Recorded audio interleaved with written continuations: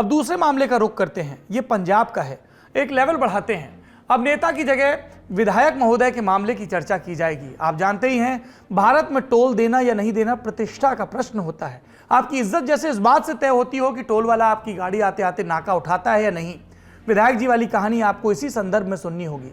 होशियारपुर जिले में पड़ती है दसुआ विधानसभा सीट। यहां से विधायक हैं आम आदमी पार्टी के नेता करमबीर सिंह गुमान। 6 अगस्त के रोज विधायक जी जलंधर पठानकोट राष्ट्रीय राजमार्ग से गुजर रहे थे। इस पर पड़ता है चोलंग टोल नाका।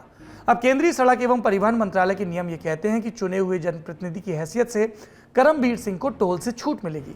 उन्हें बस अपनी गाड़ी टोल बूथ तक ले जानी होगी। वहां अगर वो विधायकी का आधिकारिक परिचय पत्र दिखा दें तो नाका ऊपर हो जाएगा। सो करमबीर सिंह दसुआ लौटते वक्त चोलंग टोल पर पहुंचे। उनकी गाड़ी वीआईपी लेन में दाखिल हुई। यहां टोल पर मौजूद स्टाफ से एक गलती हो गई। उन्होंने विधायक जी की शान में गुस्ताखी करते हुए वीआईपी लेन का नाका उठाने में कुछ देर कर दी, क्योंकि वो दूसरी लेन से निकल रही गाड़ियों में व्यस्त थे। फिर क्या था, नाराज विधायक जी उतरे और अपने से नाका उठा दिया। इस दौरान करमबीर सिंह के साथ पंजाब पुलिस द्वारा दिए गए हथियारबंद अंगरक्षक थे। फिर न सिर्फ उनकी गाड़ी निकली, बल्कि कई और गाड़ियां मुफ्त में टोल पार कर गई जो पात्र नहीं थी। नाराज विधायक जी इतने पर नहीं रुके, उन्होंने टोल के कर्मचारियों को डांट भी पिलाई और जब टोल के मैनेजर मौके पर पहुंचे तब विधायक जी को शांत कराया जा सका। ये सब दिन दहाड़े हुआ, सीसीटीवी में कैद भी हुआ। आम आदमी पार्टी जिस आंदोलन से निकली वो भ्रष्टाचार के साथ साथ परंपरागत नेतागिरी में व्याप्त दादागिरी और वीआईपी कल्चर के खिलाफ था। वो आंदोलन कहाँ हवा हो गया? चोलंग टोल प्लाजा पर नजर तो आ गया। हम आपको विधायक जी का भी पक्ष बताना चाहते थे, लेकिन प्राप्त समाचार के अनुसार अब तक उन्होंने इस खबर पर कोई टिप्पणी नहीं की है। अब रुक करते हैं तीसरे मामले का। पंजाब से फिर यूपी की यात्रा पर चलिए। योगी आदित्यनाथ कैबिनेट में सूक्ष्म लघु एवं मध्यम उद्यम मंत्री राकेश सचान आज इन्होंने कानपुर की एक अदालत में सरेंडर कर दिया। उन्हें एक मामले में सजा भी सुनाई गई, लेकिन इन सबसे पहले जो तमाशा हुआ वो पूरे भारत ने देखा। इस तमाशे में राकेश सचान की भूमिका जानने के लिए आपको समय में 31 साल पीछे जाना होगा। साल था 1991। किदवई नगर के रहने वाले राकेश सचान तब छात्र राजनीति में थे। आज तक पर छपी रंजय सिंह की रिपोर्ट के मुताबिक उस साल कानपुर के नौबस्ता में 3 लोगों की हत्या हुई। तब नौबस्ता पुलिस ने राकेश सचान को एक राइफल के साथ पकड़ा, जिसका लाइसेंस उनके पास नहीं था। सचान ने दावा किया कि राइफल उनके नाना की है, लेकिन ये मामला अदालत में गया और तब से लेकर अब तक अदालती कार्रवाई अपनी रफ्तार से चल रही थी। एक तरफ अदालती कार्रवाई आगे बढ़ती रही, दूसरी तरफ सचान का राजनीतिक करियर। आर्म्स एक्ट वाला मामला बनने के 2 साल के भीतर यानी 1993 में वो सपा के टिकट पर पहली बार विधायक बने। 2002 में फिर विधायकी जीते और 2009 में फतेहपुर लोकसभा से माननीय सांसद हो गए। इसके बाद सचान ने 10 साल और सपा की राजनीति की। फिर खबर आई कि अखिलेश यादव से अनबन के चलते सचान कांग्रेस में चले गए। 3 साल कांग्रेस में रहने के बाद राकेश सचान 2022 के उत्तर प्रदेश विधानसभा चुनाव से पहले भाजपा में आ गए।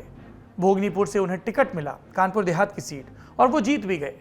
चुनाव के बाद जब योगी की दूसरी कैबिनेट का ऐलान होने वाला था, उसके एक दिन पहले एक तस्वीर सोशल मीडिया पर तैरने लगती है, जिसमें सचान देश के गृह मंत्री अमित शाह के साथ नजर आ रहे थे। फिर जब सूची आई, उसमें न सिर्फ राकेश सचान का नाम शामिल दिखा, बल्कि उन्हें कैबिनेट मंत्री भी बना दिया गया। चूंकि राकेश सचान ने अनेक बार चुनाव के लिए पर्चा भरा, इसलिए उन पर चल रहे मामलों की जानकारी हमेशा सार्वजनिक रही।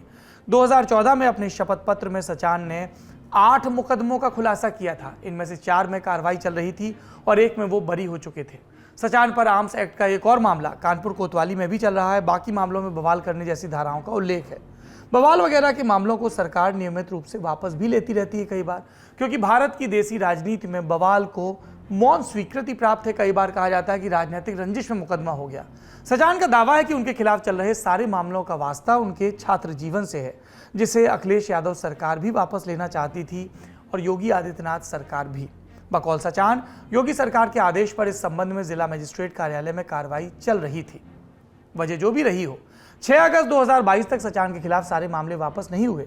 इस रोज कानपुर के अपर मुख्य महानगर मजिस्ट्रेट 3 की अदालत में राकेश सचान के 3 मामलों की तारीख थी। 2 में सुनवाई होनी थी और नौबस्ता वाले आर्म्स एक्ट के मामले में जिरह पूरी हो चुकी थी। सचान को इसमें दोषी पाया गया। सजा के बिंदु पर सुनवाई हुई और जब जज साहब आदेश लिखने अपने चैम्बर में गए, तब राकेश सचान के वकील ने उस फैसले की कॉपी मांगी जिसमें उन्हें दोषी पाया गया था। और इसी को लेकर कहा जाता है कि मंत्री जी अपने अमले के साथ फरार हो गए। जी, आपने सही सुना। उत्तर प्रदेश सरकार के एक मंत्री जिन्हें दोषी करार दिया गया था, वो फैसला लेकर ही गायब हो गए, ये आरोप है।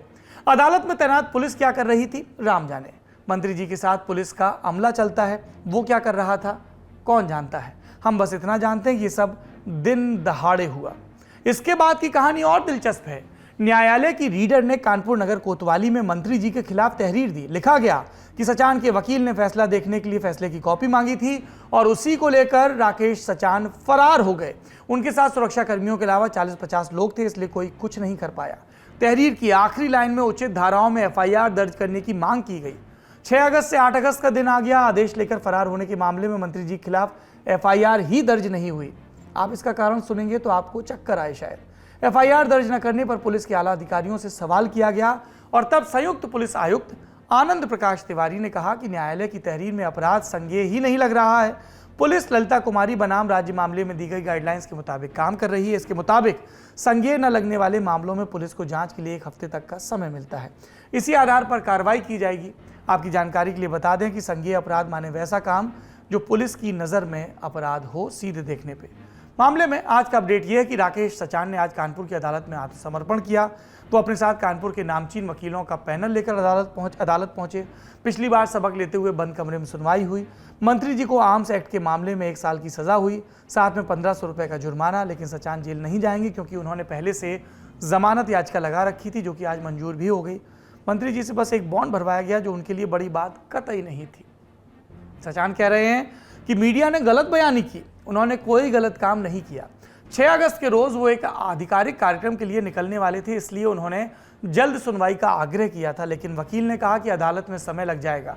इसके बाद वो वहां से चले गए। सचान ने चुनौती दी कि चाहे तो न्यायालय की सीसीटीवी फुटेज चेक कर ली जाए।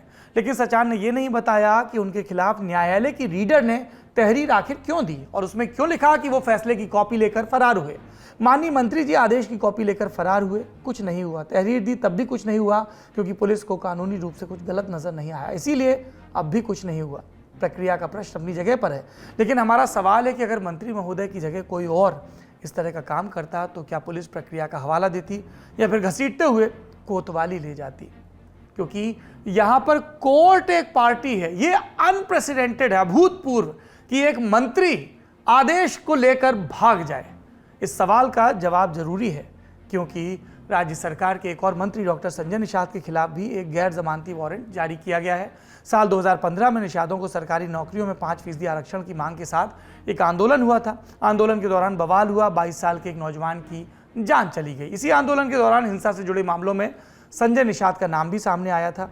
क्या कानून बनाने वाली विधायिका के सदस्य संजय निषाद कानून का पालन करेंगे? क्या तंत्र उनके खिलाफ कार्रवाई की हिम्मत दिखा पाएगा? ये भी देखने की बात होगी।